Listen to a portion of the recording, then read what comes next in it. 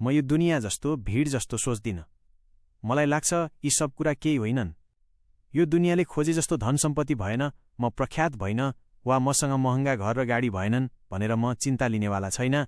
अरूको जस्तो राम्रो प्रेमिका भएन भनेर पनि म यो भिड झैँ दुखी हुने छैन।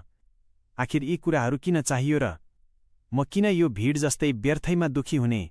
मेरो खुसीको आधार फरक छ। म जे गर्छु त्यसमा आफ्नो सर्वोत्कृष्ट बेस्ट दिन पाउँदा म खुसी हुन्छु। म आफूलाई सुधार गर्ने काममा खुसी हुन्छु।